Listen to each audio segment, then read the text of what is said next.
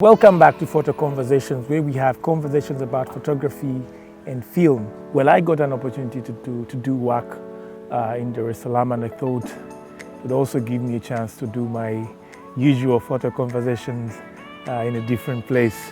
Like you can see, it's the beach, the coastline, and it's amazing in the morning. Right now here it's about 6:30, and the sun is already starting to rise. It's a very different place, and to be honest, I've enjoyed it. In this video, I'll be sharing with you reasons why I love photography and film. Photography and film is something I picked up about 7 years ago, and I would say the 2 years for trying to figure out how it works, and the 5 years have been a good 5 years of getting work and learning and growing. So that's what I want to share with you, and I hope it will inspire you.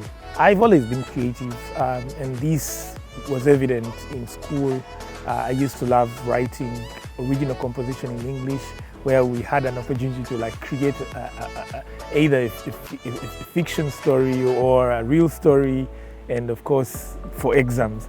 But I loved it, and that from then on I knew I had a creative bit of me. But then what photography has done now, it has kind of empowered that creative part of me.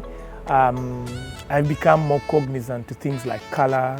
I've become more cognizant to things like composition. And these things are not things that are taught in school, but it is something that has to be nurtured. And really, photography has nurtured that in me. I look at things and all I'm thinking about is how they look like, not what they are, but how they look like, and how I can put them in the frame and create something beautiful out of them. It has made me more empathetic. While executing my assignments, I've been able to meet people that are at the bottom emotionally, mentally, even physically. And this exposure to different to people going through different stuff. I've been to the refugee settlements. I've been to COVID areas during the COVID pandemic. I've interviewed subjects that have stories to tell, that have stories that have touched my heart, and this has sparked something in me. It has sparked empathy. When I see things, I don't see them the way I used to. I now empathize more. I put myself in the shoes of others before I criticize them. So photography has done that, and as I grow in photography and film, it keeps hitting hard. I become more empathetic. I become more willing to listen. I now listen. I'll give you an example. Like when you're doing an interview, at some point you want to walk away because it's you have a schedule, you're late, but then when you're empathetic and you learn to listen, basically. So photography has made me empathetic, and I'm grateful for that. The other thing is photography has taken me places, really. I know one would argue that procurement would have taken you places as well.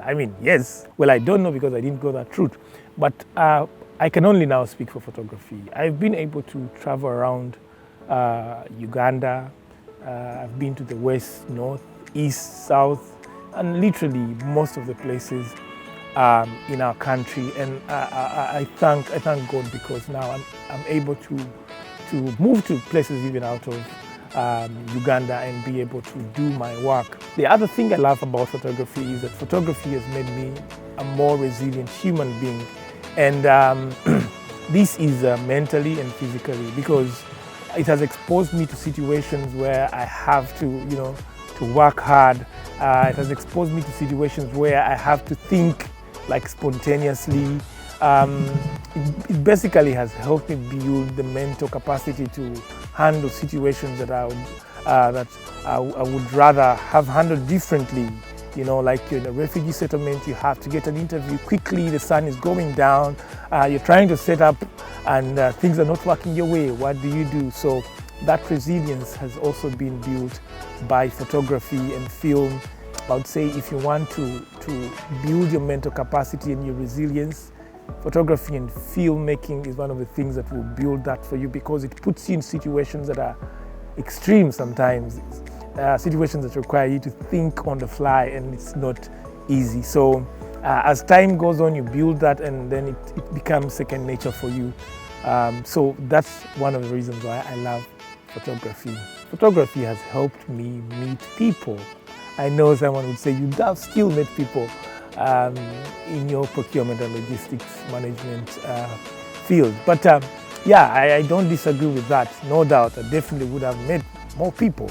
But I'll be honest with you, the people I've met along the way, people from different walks of life, it has helped me meet people from all walks of life. Say, for example, today you're meeting a refugee, the other day you're meeting a doctor, and the other day, you're meeting maybe a fellow photographer, a filmmaker.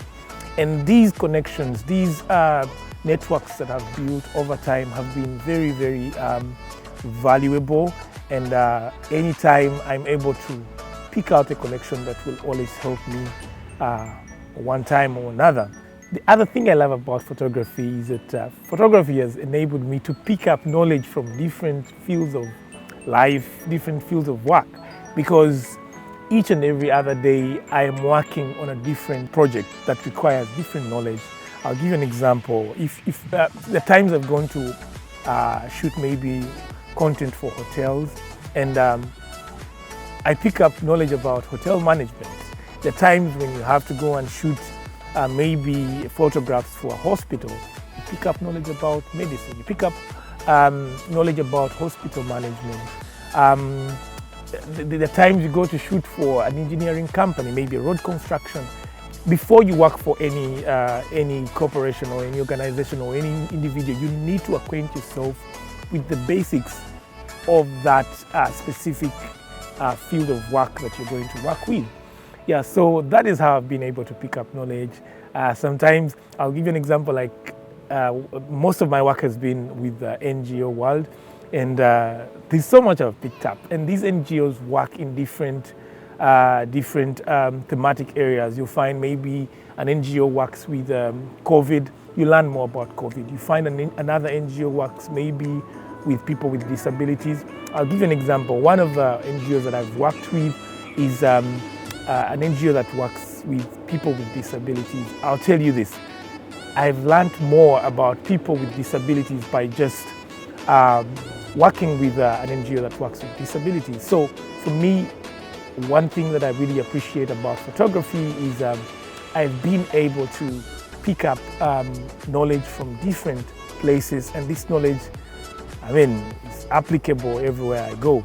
Thank you so much for watching this video. I hope it has inspired you, and feel free to subscribe to our YouTube channel, Photo Conversations Uganda, and hit the bell button to get notified about any new content that we'll be creating. Thank you so much love. Catch you on the next one.